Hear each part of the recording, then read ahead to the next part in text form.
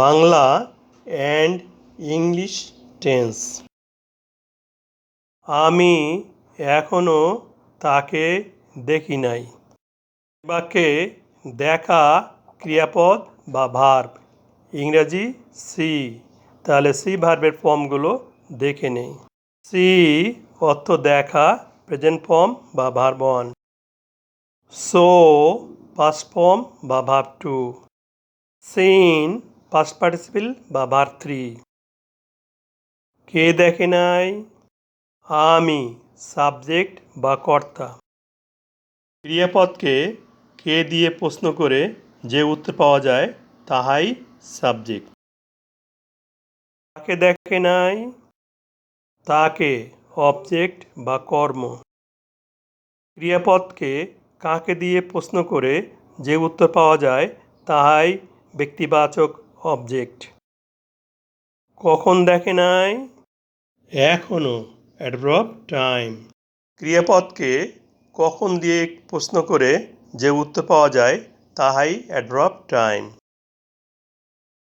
বাংলা বাক্যের মাঝে এখনো বা কখনোর সাথে নাই থাকলে প্রেজেন্ট পারফেক্ট টেন্স হবে।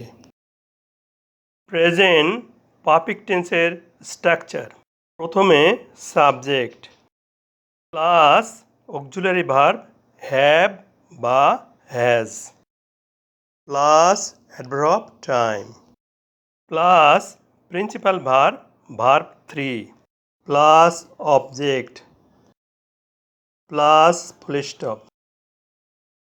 প্রেজেন্ট পারফেক্ট টেন্সের স্ট্রাকচার অনুসারে বাংলা বাক্যটিকে ইংলিশে ট্রান্সলেট করি। প্রথমে সাবজেক্ট বসবে। এখানে সাবজেক্ট পাচ্ছি আমি, ইংরাজি আই। তাহলে সাবজেক্টের স্থলে আই এসে বসবে।